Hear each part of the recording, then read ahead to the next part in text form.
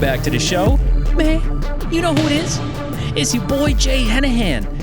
And I'm back with another episode of How to Kill a Sacred Cow. Jay Henahan back from the dead, motherfuckers. I have to apologize to two groups of people. One is the listeners of the show. It's been a long time since I've released an episode. That's because I moved out to the country from the city and started a homestead, and it is going very well, but we had to create a 9-bed garden from scratch, and we also have 7 chickens, 6 of which are hens. We raise them from chicks, so they aren't laying eggs yet, but raising them from chicks was a shit ton of work. The second apology I have to make is to tonight's guest, Matthew Ehret, and I'll get to his biography in a second. I have to apologize to him because I recorded this episode almost 2 months ago. Actually, more than 2 months ago.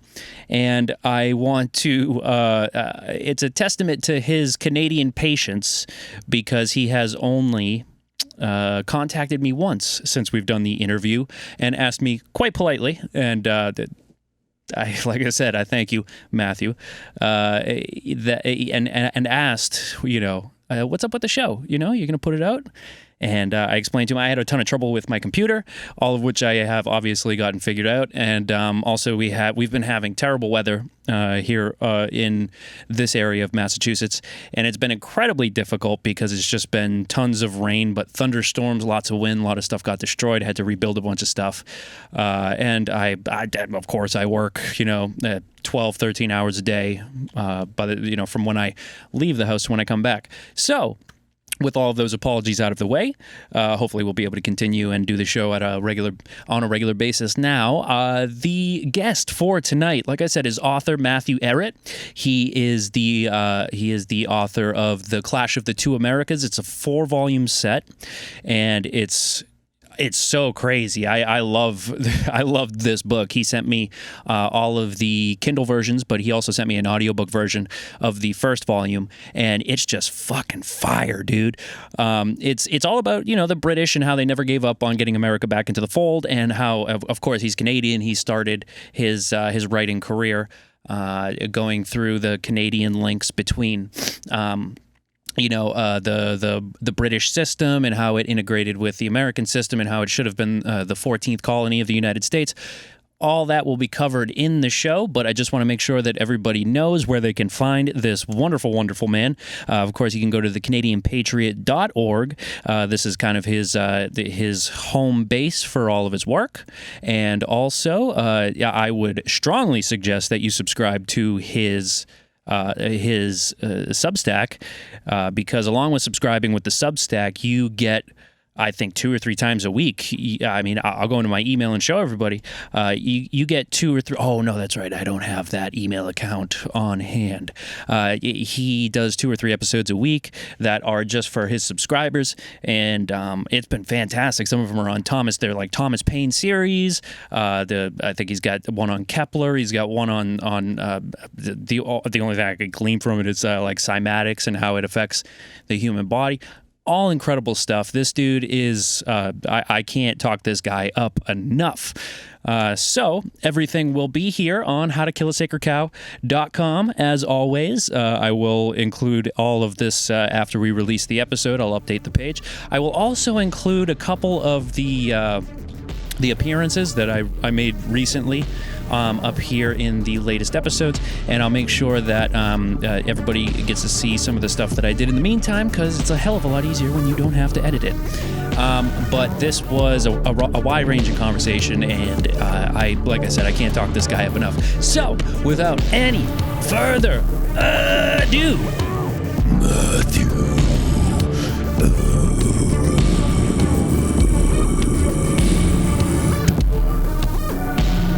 So one of the things I really appreciated about your book is so at this point in my life, there's not much that surprises me or as far as information goes that I've never heard of.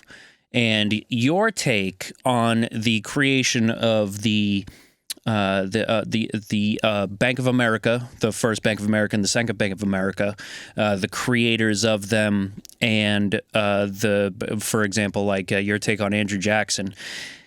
Are you familiar with the documentary called The Money Masters with Ben Stills? or Bill Stills. Yeah, that thing rocked my world back in 2004 when I was starting to really just get shaken out of my normism.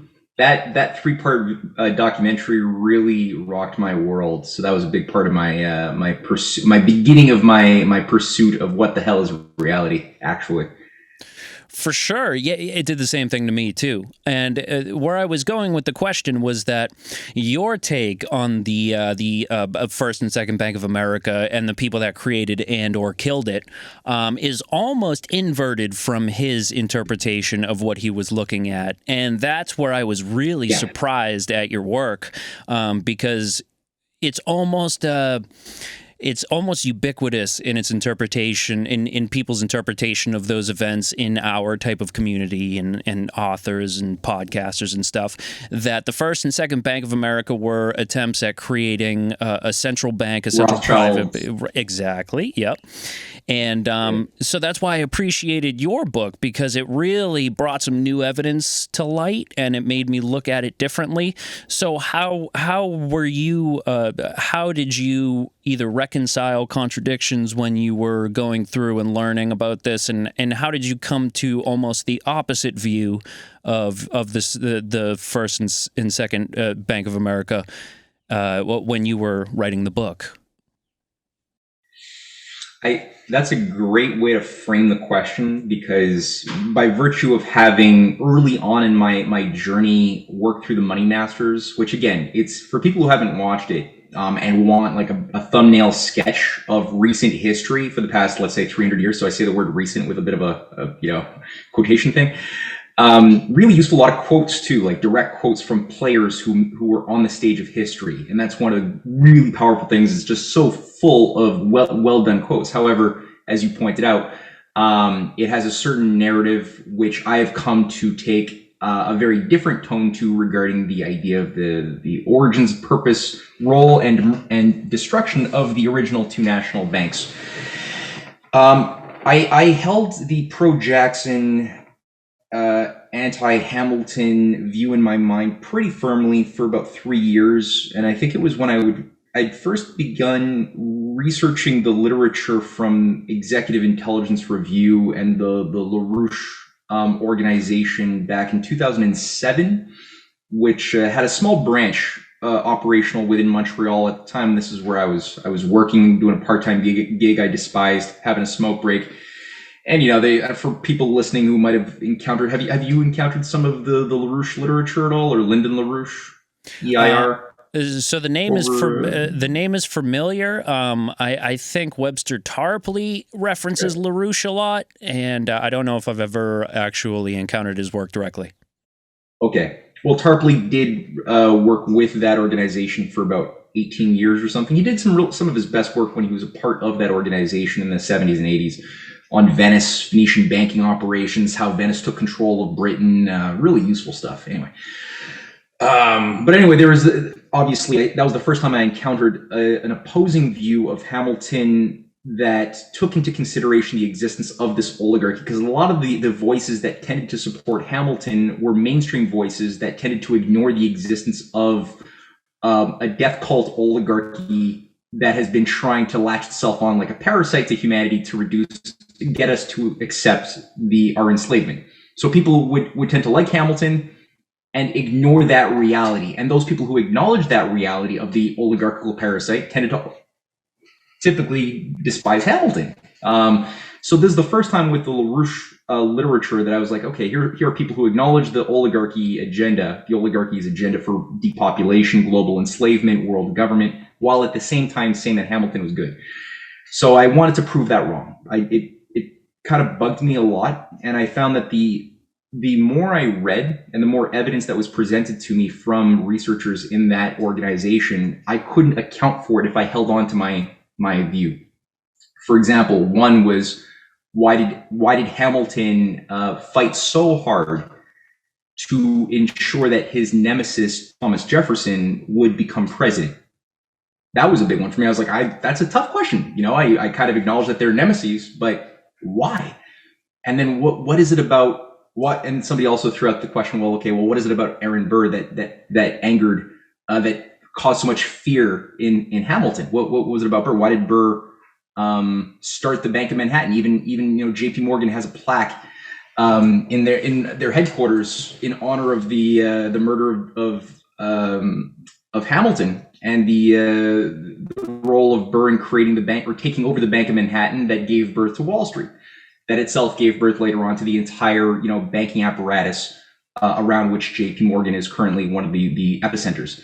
So why do these modern Wall Street freaks adore Aaron Burr and despise, or at least why do they adore Burr and cherish the idea that Hamilton was assassinated? Also, why did Burr end up escaping arrest after being caught working to cut up the Union into a Western Confederacy that would be pro-British, and he was caught, right? There was actually a whistleblower that blew the whistle in Congress in 1807, told Jefferson, hey, there's a plot to kill you being run by Burr, who's working with the British, who's working with American mercenaries to declare war in Spain, take control of Louisiana and New Orleans, install himself as dictator in America, undo the Constitution, and declare the North a separate state from the South, as both would become pro-British. And it's like, he avoided it.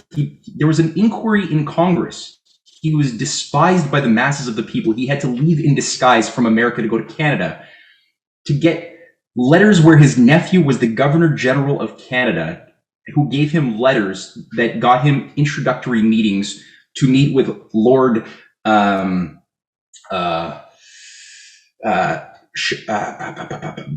Jeremy Bentham. He actually lived with Jeremy Bentham, the head of British intelligence, at his manor for 5 years. I couldn't account for that. And there's diary entries by Burr describing how these opium-filled, prostitution-ridden 5 years were the best years of his life, living at Jeremy Bentham's house before he was deployed back weeks before the War of 1812. So it's like all of these things, there were so many of these sorts of paradoxes that built themselves up. Another paradox that built itself up was, well, how did America survive its first few vulnerable years of existence when it was bankrupt? Every single state was bankrupt after the War of Independence. And you could see the stats, the figures. The US dollar had devalued by a factor of 90.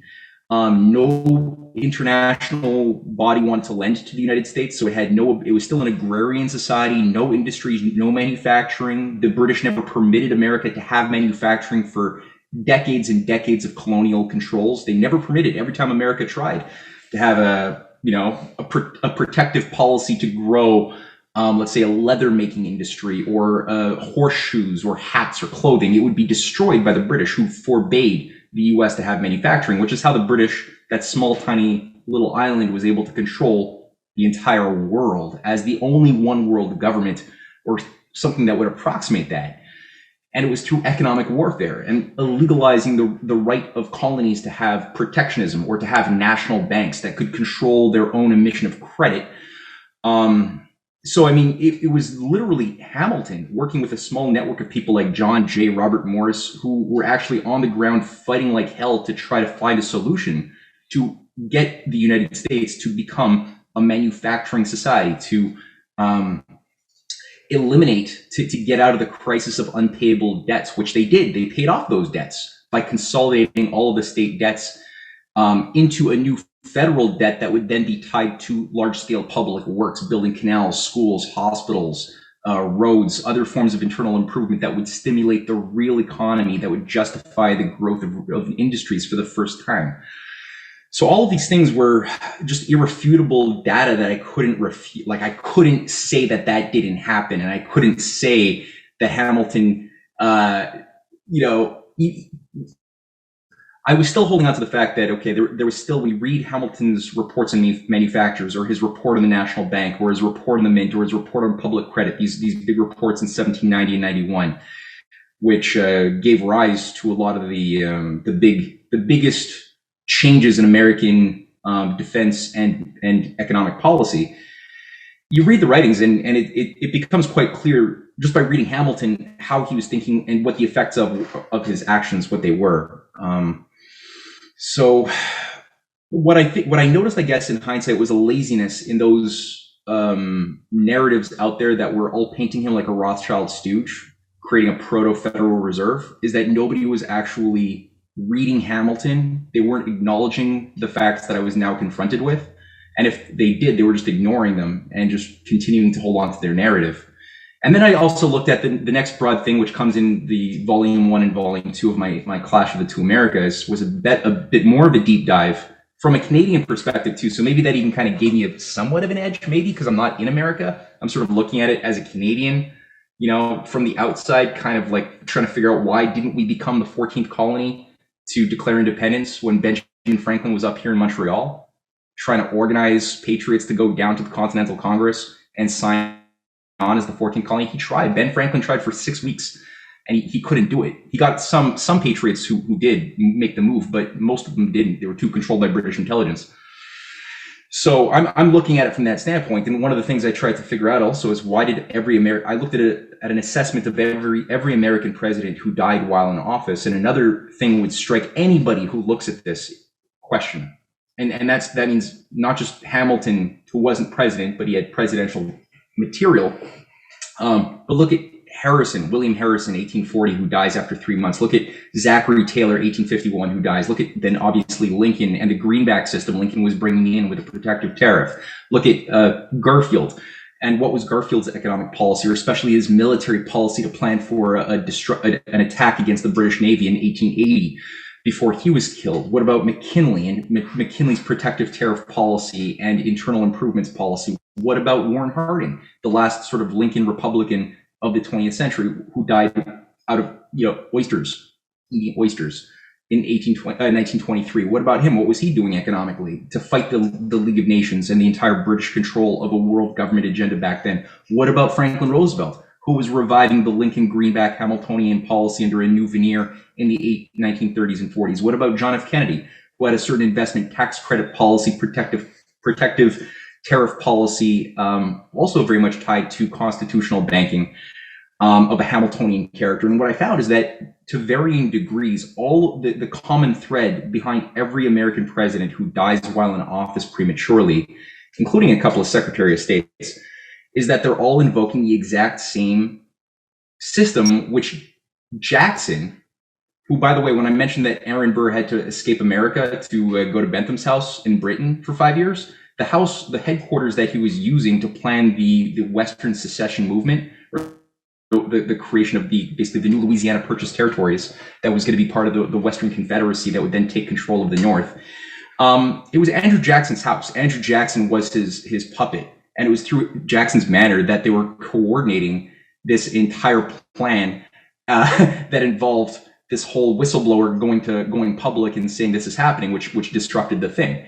And so when Jackson comes back a few weeks before the War of 1812, he reconstitutes his entire political machine, around which the two main figures are Martin Van Buren and Andrew Jackson, who are then deployed increasingly to play a new role in the reconstruction of the Burr machine under a new veneer, which manifests in the overthrow of what John Quincy Adams was trying to do in the 1820s in the installation of Jackson, who himself was a genocidalist who killed thousands of Cherokee, empowered the slave power, the pro-British Confederacy slave power, who received all of the land that had been emptied out from Cherokee, overseen by Jackson, that was then given over so that they could massively increase the production of cotton. Black slaves who increased their population from 2 million to 4 million by 1860. So between 1836 and 1860, even though new inputs of black slaves from Africa had been banned, they were breeding black people like cattle, and they were not stopping. It was just accelerating in terms of the output, and most of that was being purchased by the British industry, which is why the British wanted the Confederacy to win. They actually were putting a lot of effort through also their Wall Street traders, the Wall Street Democrat traders in the North, as well as the pro-British operatives in the South, and Canadian operatives also, which, the Confederacy had their biggest intelligence basing operations in British Canada, out of which was, the operation to kill Lincoln was run through Montreal, where John Wilkes Booth was receiving his orders. He was here for 5 weeks as well before he was sent down to carry out the hit.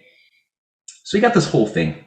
And so it helped me to sort of see this as a tapestry, as sort of like a one organic idea. And then from there, I was able to start reevaluating some of my assumptions that I had gotten from things like Money Masters or the Austrian School, analysts from the John Birch Society and others who really took over the narrative of what conspiracies had to be observed through, or how to analyze conspiracies, which was through the Cold War lens. That it's this communist infiltration, that they want to destroy our freedoms, and it's this very low level simplistic Cold War narrative that really shapes like the works of people like Anthony Sutton, who was otherwise not a bad researcher. He did a lot of good data collection, but he's still a hardcore libertarian ideologue who looks at the world and history through that lens of libertarianism, which itself is derived from the Austrian school, which was the Habsburg school, right, of Otto von Habsburg, the Habsburg Empire, the Inquisition, the Jesuit controllers, like that evil empire that didn't really disappear after World War I, though we're told it did. It didn't. It worked very closely with the same British operatives in the Saxe-Coburg-Gotha network of Britain that became Windsor. It's all one sort of inbred system of oligarchical mess, and their Austrian school, von Hayek's, von Mises, Karl von Menger's theories were just repackaged Adam Smith, which is just repackaged British Empire to justify why nations shouldn't really develop protectionism or national banking, or else they are anti-freedom. And so they look at things through that lens. And so every time that there's nation states that use national power to do things, it's all bad. They don't differentiate between a Hamilton, a Lincoln, or a Hitler, because you're using the nation to do things. Yeah, nationalism bad. Yeah, man, that's wild. I had always been very confused of this Andrew Jackson Good kind of trope, and because I was like, I've read about this guy and he didn't seem like a good guy, but all these guys, these new guys that I'm following, all these conspiracy theorists and stuff, say Andrew Jackson Good because national bank bad. So that was definitely something that was like refreshing to see in your work. And were you aware, actually, that New York State, at the outbreak of the Civil War, had legislation on the table to join the Confederacy if the Union were to split apart? Were you aware of that? No, I did not know that. I did not know that there was actually a move that came. You're saying that this actually came close from New York to join the Confederacy in the lead up to the Civil War? Yeah, because they were worried about the cotton trade drying up. They didn't want. It was one of their biggest exports, and it's always been a little historical kind of node that I've pointed to when people say something like, "Oh, we can't let them win a war. We can't let this country win against this other country. We have to intervene because the world will end if we go through and don't give these guys our full support." Which I've always been anti-war. And I actually encountered this. I had never read about this before. I have 500 books on the Civil War, maybe 3 of which I've actually read. But I never came across this. I learned it in Ken Burns's documentary on the Civil War.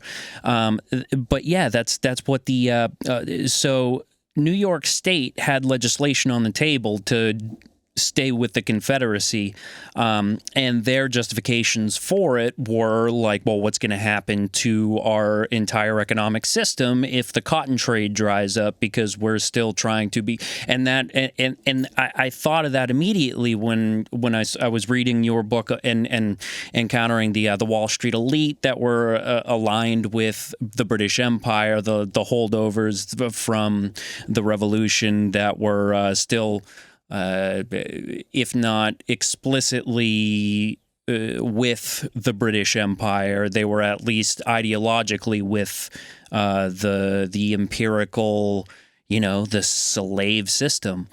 And like I was saying, like that is, it's rare that I encounter somebody's work that surprises me and makes me think differently. Obviously there's a sort of echo chamber kind of there's an echo chamber element of the communities that we all roll in. So it was very refreshing to hear that in your work.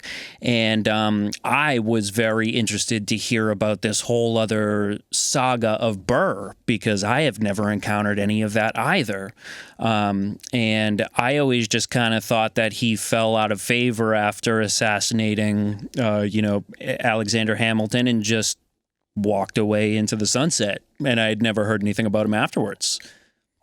Well, here's the interesting thing that I tried to get across in summary fashion, but much more has been written by better researchers than I on this particular topic. But that attempt to create the Western Confederation, that Western Empire that would then take over the North that I mentioned, was actually the third attempt by Burr to do this very thing of breaking up the Union into a North-South, so-called free pro-British confederation that would then have would dissolve the Constitution and reconstruct a sort of new nation around a pro-British, pro-free trade orientation, while letting the southern slave states become their own confederation with their own special peculiar relationship to Britain. And Britain was the ultimate manipulators behind the scenes, right? Like, just like today, the city of London was back then as well the international nerve center of global finance, global financial manipulation. And just like, I mean, today we've got a more complex form of international corporate interests that interface with the banking sector. Back then, it was still the private corporation. The world corporation was the British East India Company, which had control of international maritime trade routes. And that was just the way, by controlling 7 or 8 major nodes on the international sort of trade system overseas, and keeping everybody underdeveloped and dependent upon a supranational body of finance and corporate power, they were able to then manage the system from above like gods of Olympus. So Burr, they were manipulating both sides. Burr had tried in 1800. That was his whole gambit for the presidency against Jefferson was premised around the idea. And there's documentation that has proven this in hindsight. Unfortunately, at the time, they didn't have all of the material directly available, but this has been proven that he actually was working, had he been successful as president, would have been to break the North free and become like a free northern state that would integrate with British territories, British holdings in Quebec, Lower Canada, Nova Scotia, and basically, have the South as their own slave society. The British were laughing, but it didn't work. Hamilton directly intervened, and Burr never forgave him. And then Burr he ran as a second attempt in 1804, after a few years as a lame duck president. He ran again, now this time to become the governor of New York in 1804. And he had, the entire Federalist Party of Hamilton pretty much was for Burr. I mean, Hamilton was essentially like a party of one guy. His, like, Pickering, the Eastern establishment, what are called the Boston Brahmins. You're down in Massachusetts, but you had the Boston Brahmins then and today, the Cabots, the Lodges, all of these nasty characters that gave rise to Skull and Bones, Princeton, the entire Anglo-American special relationship, all of those that whole crowd, they were working with Burr to basically do it again, to try it after it failed the first time, to now have him set up in the economic engine of the Americas in New York as governor. But Hamilton again intervened, did everything he could in the position that he was as a private citizen at that time to disrupt Burr's gambit for becoming governor. Burr failed by a very slim margin, but he failed. And again, his plans fell through. And so it was only after killing Hamilton that he figured he could do it again. But this time, it didn't work again, because luckily you had like a Smedley Butler type character positioned at the right time in the right place at Andrew Jackson's house, taking names and giving it to Congress in 1807. So it had been tried 3 times. And the British always played that Achilles heel in America, which was obviously what's America's Achilles heel that's been played again and again and is still being played is obviously the race card. And the fact that there's a discrepancy between practice and theory, and how the Declaration of Independence is a beautiful document enshrining universal truths, but unfortunately, when you have a 3/4 clause for black slave citizens who are given like 3/4 or 3/5 of a human consideration, and you're allowing still slavery to exist, it makes you weak. It makes you a little bit hypocritical, and that was always what was being capitalized upon by America's enemies to try to break America from within. And as we see it now with BLM and the whole thing regarding systemic racism, they're still playing that up as a way to try again for a new play at a civil war in America, which, I mean, it's quite polarized. But yeah, I mean, Burr was terrible. Yeah, and, I always, whenever I get to talking about Hamilton and Burr or anything like that, I have to hold myself back and not sing any of the musical, of which I am sure you have seen, maybe not as many times as I, however, I'm sure you have seen. So there, and this is what... Wait, you've seen that more than once? You've seen Hamilton more than one time? I can start singing it from the beginning now and finish in 3 hours at the end, if you would like me to. However, I think there's a couple of those voices I might not be able to do very well. But what's interesting is that because your book filled in a lot of empty gaps for me in these little just chunks of history that somehow or another got past me, but it really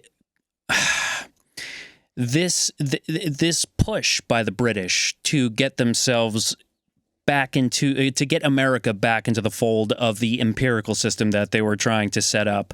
And by the time that, Cecil Rhodes sets up the Roundtable group and all this, they decided to go with the Commonwealth idea and allow the home rule, which is cheaper. It's cheaper than colonies, and you have the same amount of control, if not more control, because you don't have the pushback on the ground from people that don't like being empire subjects. And so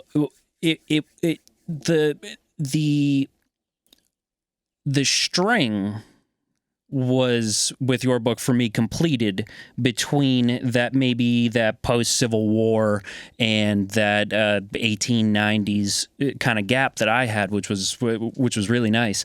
And what did you think of?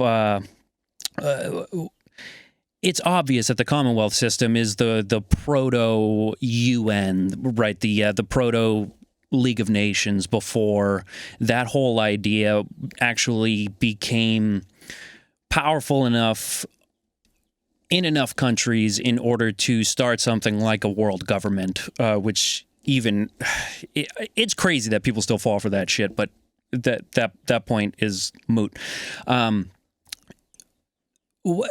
Where are you on the Roundtable group, the British elite there, the Commonwealth idea?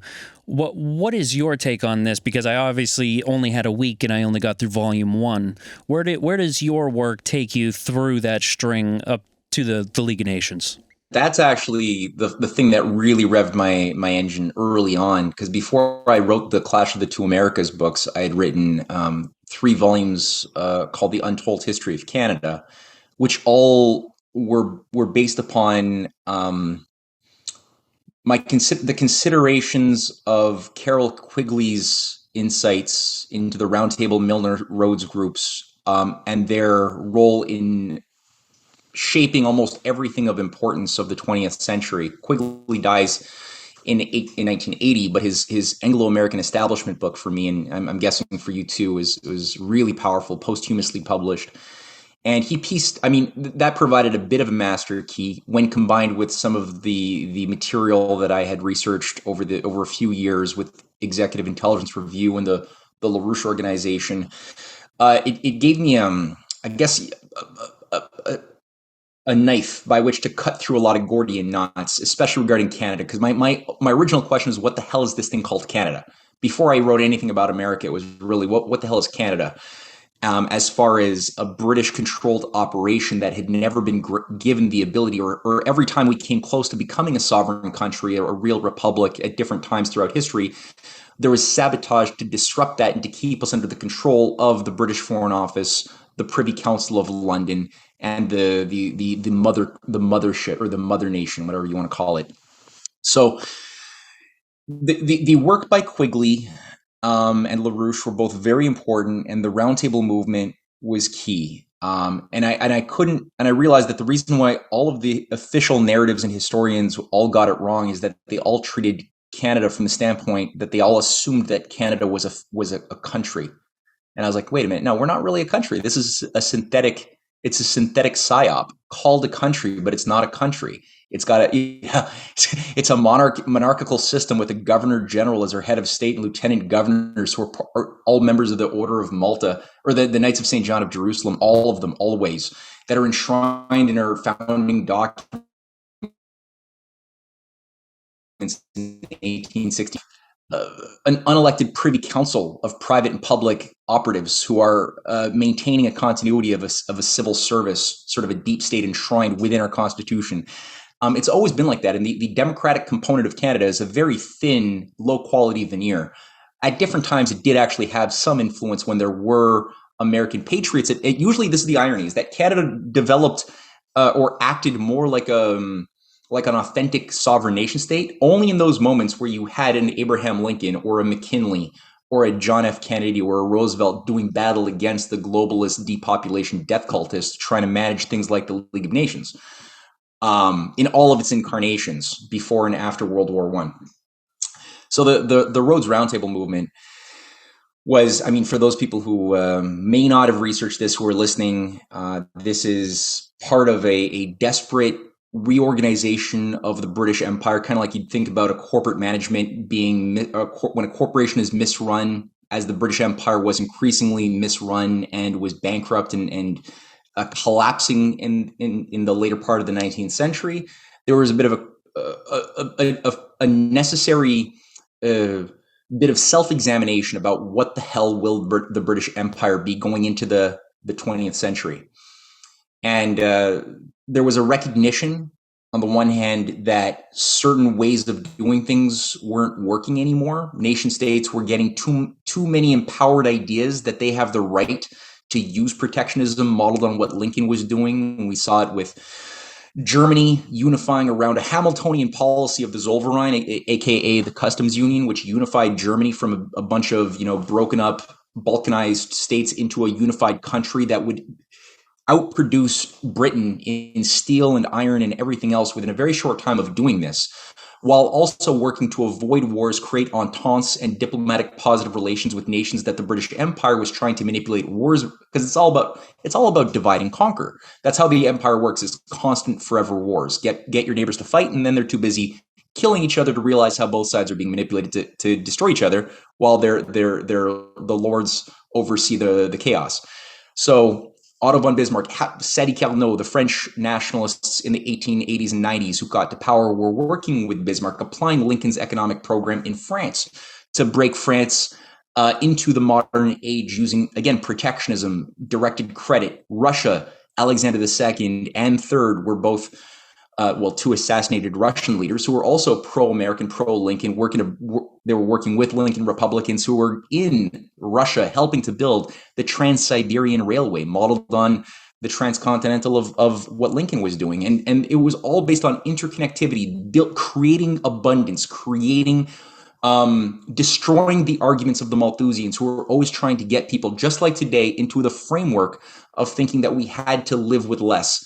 We have to justify famines, reduced population levels. That was what the British Empire was wired around for the 19th century, was the Malthusian population trap. That's why they murdered millions of Irish and even many more millions of Indians by design. It was for mathematical ratios to be met and the creation of scarcity. So this new system of what was known as then the American system, widely, and this is not me saying it, this is actually what people like Henry Clay, Lincoln's advisors, figures in Russia and even in Canada who were patriotic, were all describing this as, in opposition to the British system of free trade, looting, and speculation, was the American system of industrial capitalism that was premised around the idea of increasing the freedom of the individual while at the same time increasing the productive powers of labor of the societies by going into full spectrum economies and not being dependent on somebody else to meet the needs that you could meet yourself, such that any international trade, because trade was still good. It's not like, it's not like isolationism, which is how it's slandered by globalists. It's not that at all. It's just that it's fair trade. What you're trading with your neighbors is based on a fair trade of and a fair pricing of the commodity and the value of the labor of your neighbors, who are also able to, live a good life. And when you live a good life with a high quality of life, with a long longevity and a low infant mortality and a high quality infrastructure, it means that your labor is going to be more expensive, which is not a bad thing. It's a good thing. And like McKinley said, those who want free trade and want to buy low, sell dear, they want cheap things, and cheap things make cheap men. And that's not the kind of country that he wants to lead, which is all about why we have protectionism, right? You want people who are labor to be well paid. So that was spreading. Britain couldn't really, everyone kind of got a sense from the way that Britain had been caught red-handed, sparking the Civil War. The first international legal, what do you call it? The first international trial had happened at that time, overseen by Ulysses S. Grant before he became president of America, and it was called the Alabama Claims, over the fact that Britain had been supplying logistically, militarily, financially, the Confederacy in breaking up the Union and providing all sorts of warships built by British manufacturing that were given to the Confederates to carry out the war. So that would, Britain found themselves, they basically were caught red-handed. They had to pay $15 million to try to settle those claims. And it was discovered that, they put a lot of effort into putting down rebellions in 1860 in India. You had the Crimean Wars, where Britain and France worked together to entrap Russia in a never-ending war that was designed to hollow out and destroy Russia in the 1850s. Everyone kind of smelled the dirty hand of the British everywhere, and nobody trusted their system anymore, and we're working for this other much, much more superior system of natural law. So Britain basically had to reorganize, and they did that under specifically two think tanks that worked very closely together, one with the center of operation in the London School of Economics and the other one in Oxford, and both were coordinated by Cambridge. So Cambridge, which is where you had sort of the Cambridge apostles, the Bertrand Russell, Alfred North Whitehead, John Maynard Keynes, they're all Cambridge apostles. Works very closely with the British Royal Institutes, Royal Societies. That's sort of the brains of empire, the arms, the muscle of empire, where you produce the ideological doers or upper level managers who will be your mercenaries in the system, will be processed through a special set of experiences in the London School of Economics and Oxford. One is where the Fabian Society was based, the other, which was formed in around 1884 by a bunch of eugenics-loving misanthropes around Beatrice and Sidney Webb and George Bernard Shaw, and later on H.G. Wells, a student of Thomas Huxley, becomes a leading light of that grouping.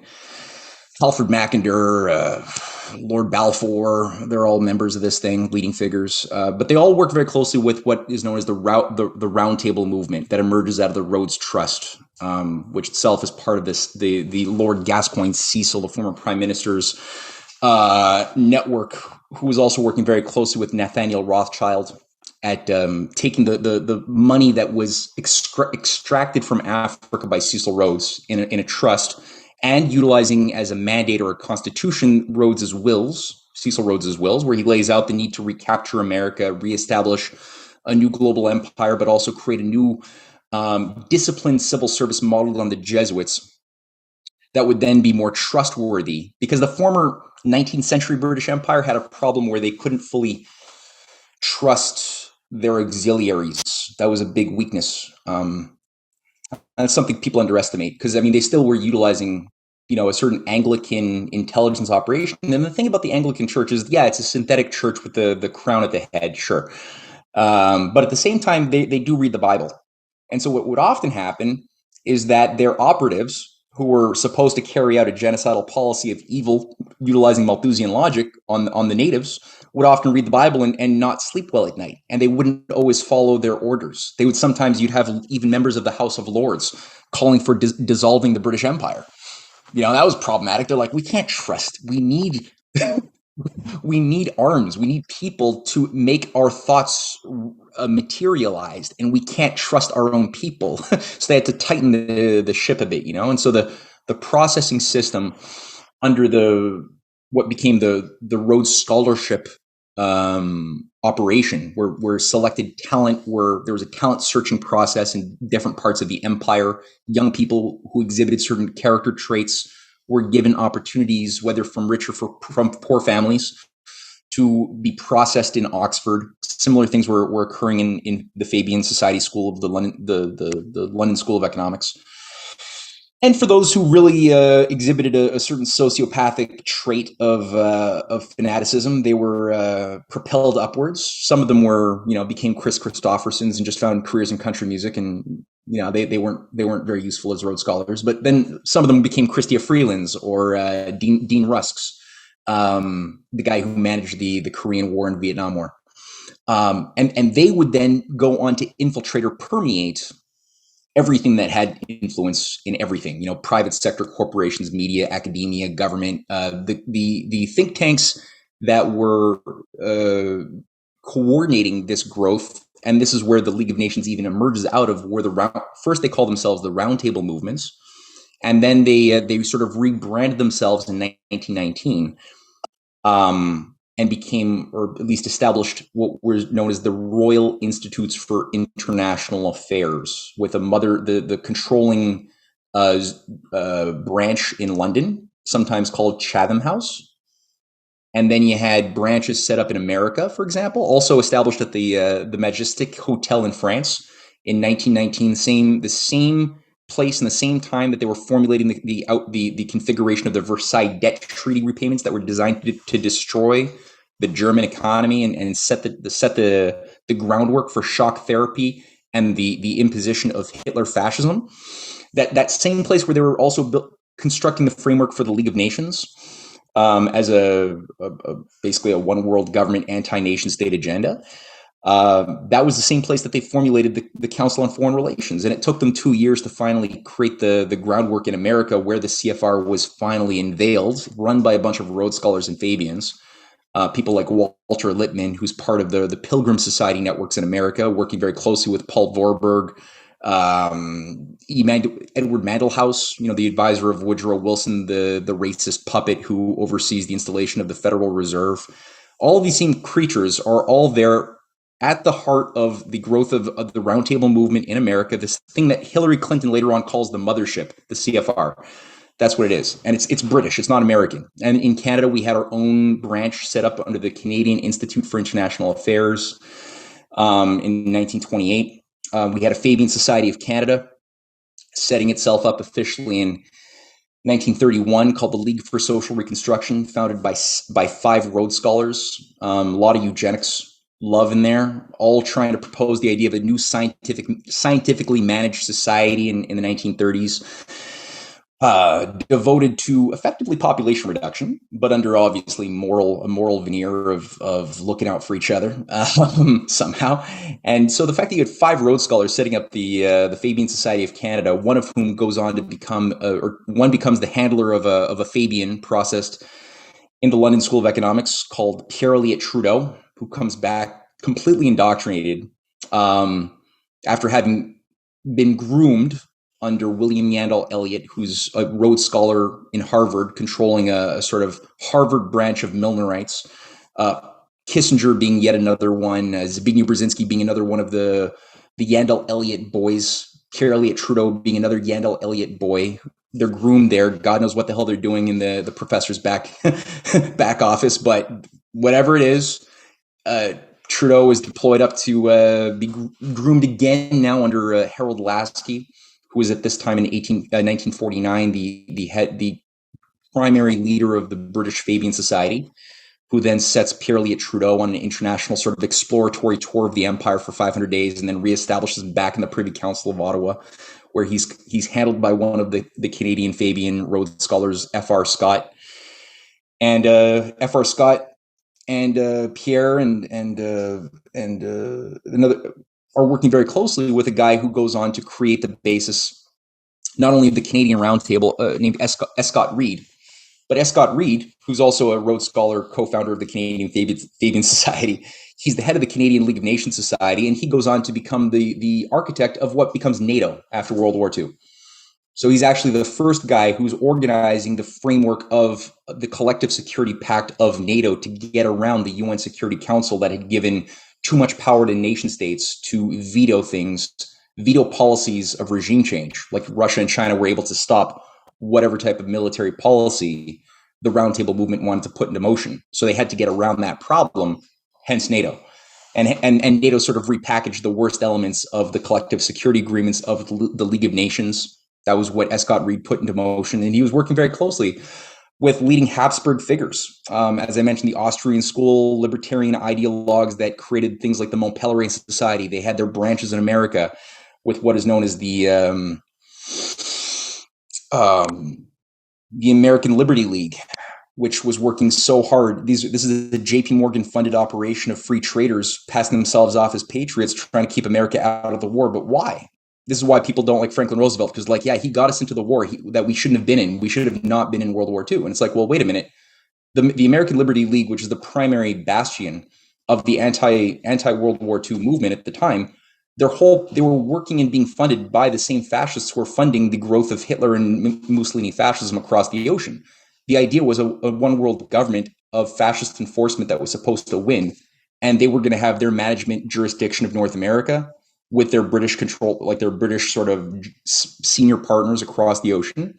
And this would be what, would dominate regional control regions of the world under a global banker's dictatorship. And Hitler and Mussolini and Franco and Japanese fascists were all going to have various jurisdictions, and these Wall Street fascists were going to have their own. And so this is things like the Mont Pelerin Society, something that Friedrich von Hayek was a leading member of. And what Tony Blair and leading Fabians that controlled Britain, they were all members of the Mont Pelerin Society. They had branches of like the John Birch Society being one aspect of it in America, who wanted to reconquer and flush out those American patriots who understood the Wall Street London support of fascism. And they were all purged after Roosevelt dies in office. And all of these Anglophiles take control fully and take control of the United Nations, which was supposed to be a very different thing than what it became. The World Bank and the IMF were supposed to be something very different from what they became once they were infiltrated.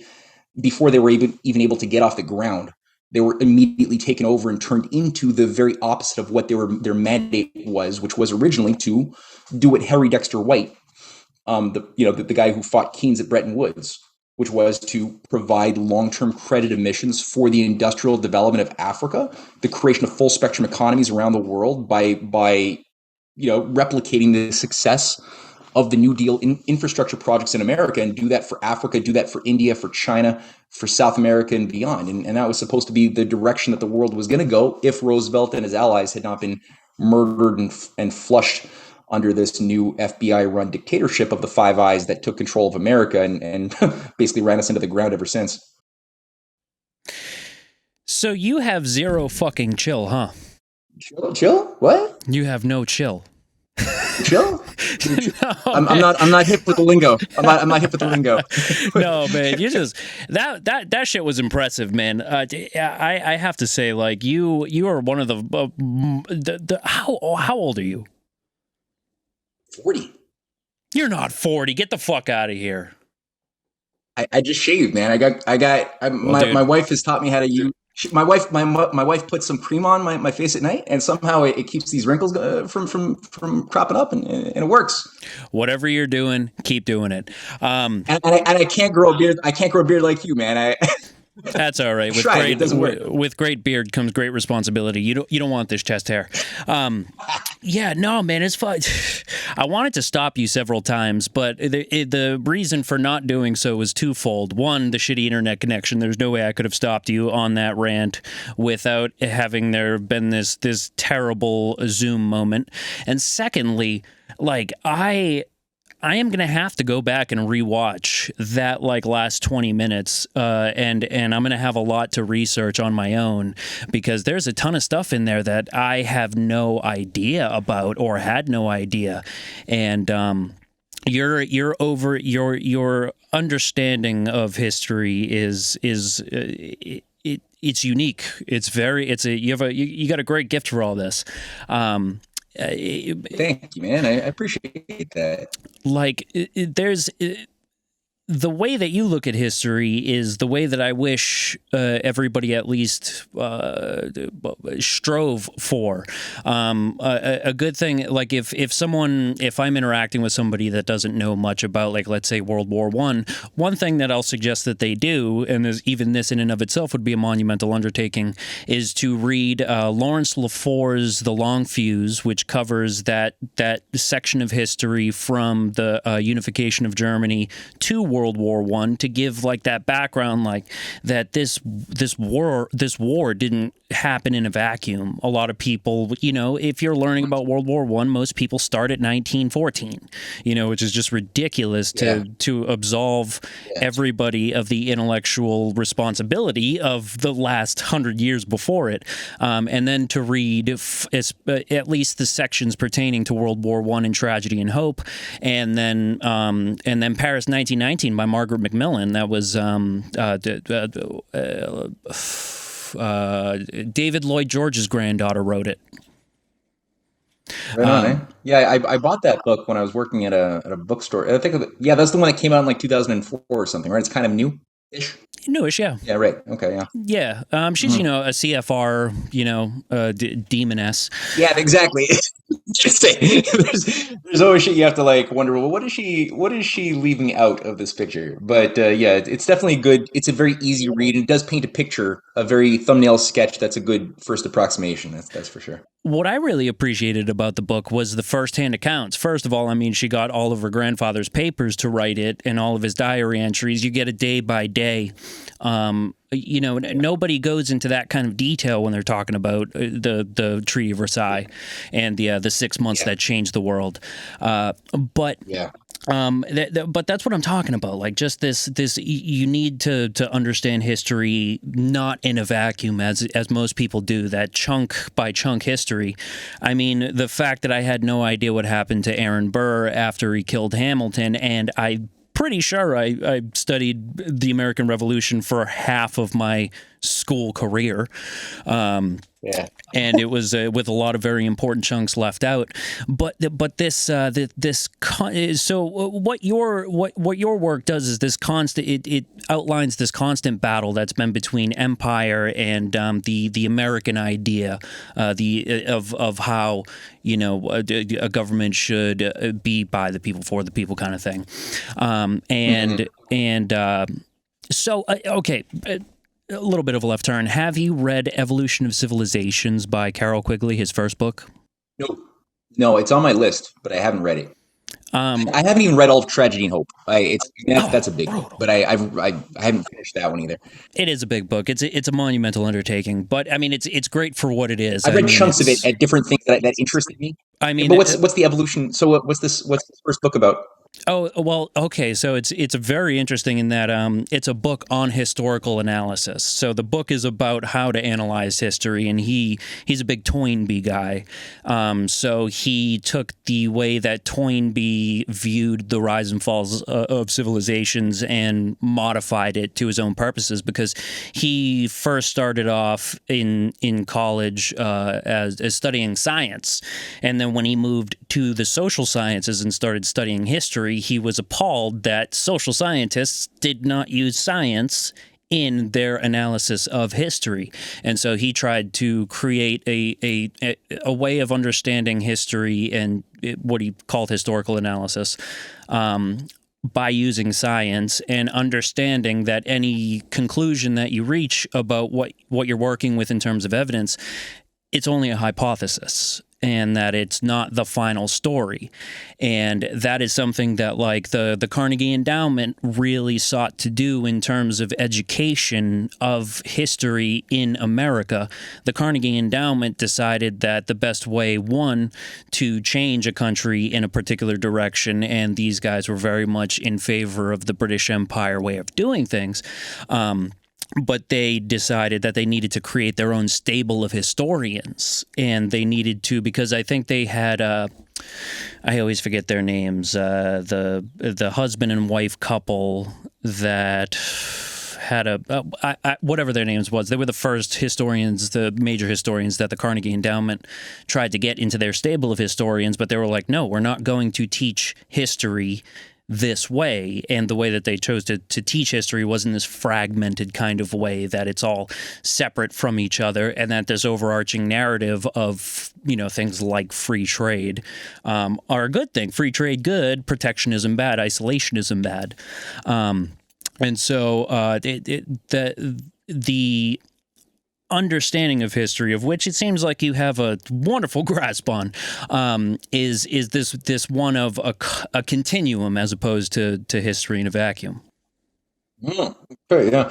Well, yeah. I mean, I think that there's a guy named Niall, not Neil Ferguson, Niall Ferguson. So Neil Ferguson is the COVID guy. Niall Ferguson is the British infiltrator of Harvard, this historian who's written some interesting books. But I remember him writing a book, or not a book, actually, it was a long essay in 2009, saying that the proper scientific method should be one for a historian that uses pure empirical mechanics. And so he starts by saying, by making fun of the fools who try to look for the causality of World War I in the ouster of Otto von Bismarck in 1890. And he's like, that's absurd. That's 24 years of separation between von Bismarck's ouster and World War. He's like, obviously World War I was caused by a Serbian Black Hand operative killing the Archduke. Of course it's that.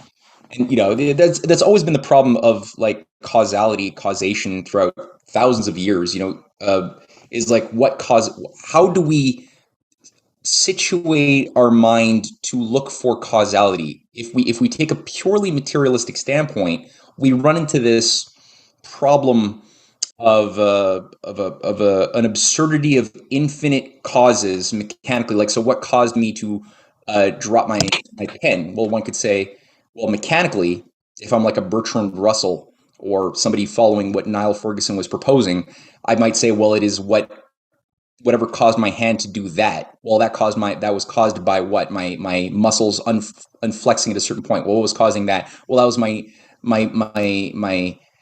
nerves that cause a certain electric frequency that is measurable to calibrate. That was tied to what? Tied to my forearm. That was tied to what? That was tied. And so you could just do this forever. There's an infinite, like minutia that you could get pulled into as purgatory. And you would miss the fact that the reason why I actually did that was to simply make a point. I've got a metaphysical, immaterial idea that I'm trying to communicate to listeners watching this video about how causation works. That idea is what shaped my physical being into choosing that example to showcase my concept, But it's an immaterial thought. So because it's immaterial, materialists or people calling science, saying that I'm a scientist and thus I'm an empiricist, somebody who believes in material sense perception as the basis of all truth, which is not going to get you very far at the end of the day. They don't acknowledge the existence of immaterial intentions, ideas. They don't. It's like it doesn't exist for them, because it doesn't fit the parameters of what they're comfortable with. Things that can be weighed, smelled, measured, put into different configurations within space and time, and then have data extracted and put onto charts, onto models. That's what they like.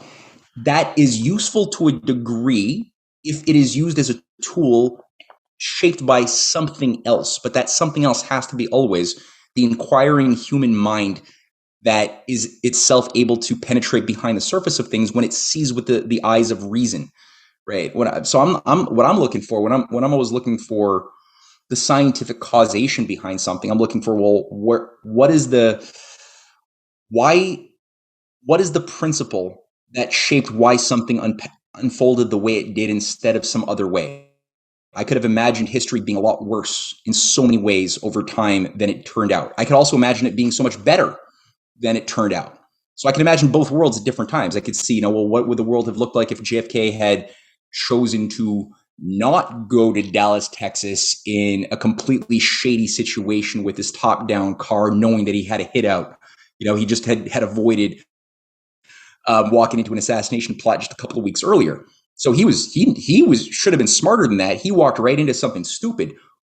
Well, what if he had more trustworthy people to work with? What if he survived that? What if he lived through his two terms? What would the world have looked like right now if even Bobby Kennedy had also survived into becoming the president, maybe even twice? What would the world have looked like if their policies had not been sabotaged for Africa?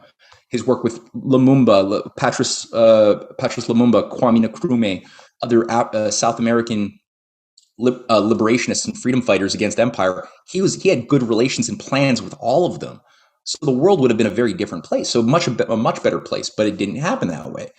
So, well, similarly, what if Washington and Ben Franklin had failed, right? What if their attempt, what if Aaron Burr had been successful and the American experiment would have been like crushed before it even got out of the cradle? That could have happened. Well, the world would have probably have been under some techno-feudal empire, and we wouldn't have had even probably like the light bulb, frankly, because even the idea of like using electricity as a way to make life better for people came out of a purely political environment in America that was like an incubator for creative discoveries that were not being permitted within the British Empire. You couldn't. They just didn't allow for that type of spirit of curiosity and the expression of that in the form of people like Ben Franklin who created a system of economic policy that would incentivize the individual to be a genius and to make inventions that they could then get money off of if the invention solved a big problem that were then accepted by society, that would then allow us to leap beyond the limits to growth, which is what the Malthusian order always denied, because the Malthusians always said, no, we have to adapt to the pre-existing limits, whatever they may be, of the material or the intellectual universe. The limits are what are controlled by sentinels who are adherents ideologically to the imperial mode of organization, who have to control the schools, control what ideas are permitted, what type of resources are allowed that are generally going to be monopolized by the British East India Company or the British Royal Africa Company or whatever else. And then we can get people to fight over diminishing returns of those resources in a system of forever war. That's just the way the empires have always worked. It's a simple formula. Keep them dumb, keep them desperate, keep them hungry, keep them fighting. Don't allow them to cultivate big ideas that might give them the idea that they're not cows. So, if the American Revolution had not worked or had been sabotaged earlier on, then yeah, we probably wouldn't have electricity, frankly. We'd probably still be living kind of like feudal serfs, and we wouldn't have been granted this time that we have now to organize, to have these conversations over, using incredible technology, which was made possible by the space program put into motion by John F. Kennedy. Were it not for John F. Kennedy, would there have been a space program? I see no evidence that there would have really have been. Eisenhower's space program was shit. There was no proper backing for anything ambitious. So it was only when JFK took it to the next level, jacked up the GDP, to 4% for financing of space tech, that we all of a sudden started making serious breakthroughs. New scientists were able to test out their prototypes. And we have now, things like satellite tech that could be used for bad, as we see some assholes in Davos wanting to use satellite tech as a better way to like control us, or having this type of conversation. The internet came out of things like the space program, and so these are dual use techs, but they wouldn't have been there either way if you didn't have a JFK. So that's how I think like the science of history, and I really was influenced by reading. As I mentioned, the old man LaRouche, he died a few years ago at 96, but this guy was a phenomenon. He ran for the presidency like 8 times, got thrown into prison by Robert Mueller back before it was popular in the 80s. And including all of the key collaborators he was working with in the 80s when he was running for the presidency, when he was becoming an advisor to various governments in India and Mexico and Africa. He was actually he was shaping to a certain very important degree policy. And that became too troublesome for a lot of these establishment, sociopaths in America that utilize the FBI to try to like snuff him out, do a lot of character assassination. What they did for like 40 years of media coverage is either ignore him, or if you don't ignore him, slander him as an anti-Semitic fascist or something. And all that to say, you read his writings and you start seeing why he had all these enemies, why he found himself in a Virginia prison, because he's actually showcasing what a real science of history actually looks like. And he's pointing out different great minds in the past who also tapped into this science of history, not the way Quigley is necessarily talking about, it seems. Definitely, anyway.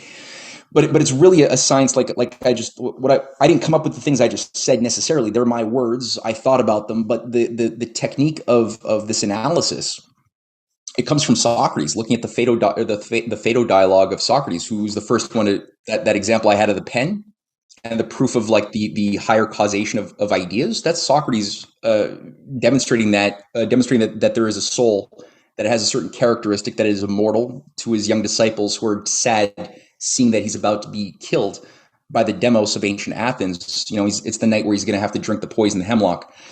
And all of his disciples are super sad, and he's not that sad, because he's like, well, look, you shouldn't. This is the liberation of my soul from my body, and a true philosopher who pursues truth should actually look forward to the day that he gets to be unshackled from the confusion and desires and passions of the flesh.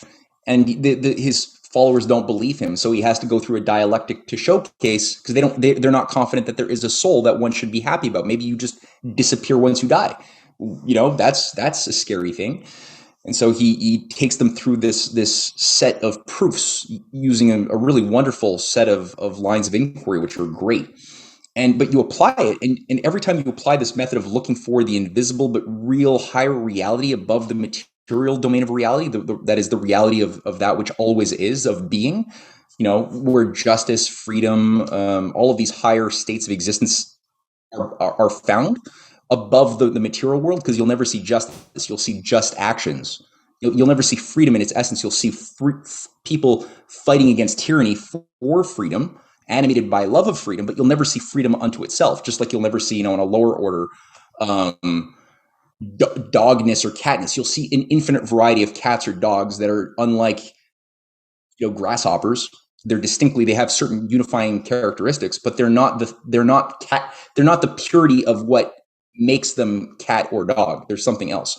That's maybe a lower order. But all scientists who are making discoveries and eurekas that then manifest in new insights into the universe, or new technologies, if you're doing it from the standpoint of like, what's this stuff coming out of the clouds that's scary and makes noise, electricity, how do we then understand it and then utilize it to then make new inventions? Well, all of a sudden, with that application of what was an idea in the material world, we now have the ability to support more people at a higher quality of life.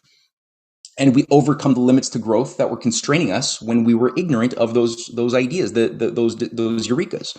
And that's, again, the way to break free of the any system of empire, is to recognize that the empire is aware of everything I just said. That's the sort of secret science of the elite that they're privy to when they groom their young, is what is the science of human management. And they're just their problem is that they become aware of this reality, but then they are programmed by things I don't fully understand, but something is killed inside of them, is murdered inside of them, that then induce them to find ways of creatively coming up with systems that disrupt and destroy that natural flow of human beings relating to their soul, to God, the creator, the laws of creation, and making their lives and the world that they live in more in tune with that creation that produces qualitatively good effects. So we become severed from that, and we become more at odds with ourselves individually, within ourselves. We become more at odds with our neighbors, our family, more inclined to want to, to have to look for therapeutic modes of drug recreation, just to like numb the existential nihilism of living in a world that's dying and being told to be happy about it. Well, of course that's going to make you unhappy. Of course you're going to need antidepressants or drugs of some other sort. Of course you're going to want to like embrace video games or anything that numbs the pain, because it's like unnatural to do that. We're a creature of creative love and growth and reason. And when we're like being told to adapt to a dying system that's unnatural, of course we're going to feel the way that most people tend to feel, especially if they're young. But, you got to fight against that as far as, feeding the soul off of something a little bit higher. So. Fantastic, Matt. I think I'm going to leave it there, because that's a wonderful message to end the podcast on. And dude, you are Cool. you are a goddamn superstar, and I want you to let the people know where they can find your work. Just so I know you have that 4-volume set, but you've also done more books other than that, and you have an audiobook, at least of the first volume, available. Let everybody know where they can find all your work. Yeah, thank you. Plug time. I love those things. Yes. Well, okay. I guess the best thing would be, like you just said, there's a lot of books. They can go to CanadianPatriot.org. Easy to find all of those books. Some of those that I mentioned that I co-wrote with my wife, Cynthia Chung, who's a brilliant writer herself. She's actually written a new book that goes to a degree into the depths that I have never been, into the 19th century origins of international fascism, where she pulls up some crazy stuff. It's called The Empire on Which the Black Sun Never Set. In fact, I'll send you a copy of her book. At some point, you might want to interview her. I think it'd be a fun conversation. So all of that's available there. Also, there's the risingtidefoundation.net, sort of a nonprofit, more educationally oriented platform I created with my wife a few years back. That's more for, helps out a lot of, the idea is to sort of like try to work with homeschoolers, give people a sense of like what a high quality curriculum would be if we were in a healthy society. And that's risingtidefoundation.net, or lastly, Substack. That's sort of our bread and butter these days. So MatthewEhret.substack.com is the way people can just stay up to date with my writings, interviews, free and paid stuff, all that. Absolutely. I will have all that in the show notes. Matt, thank you very much for coming on the show today. Hey, dude, it's a pleasure. Thank you.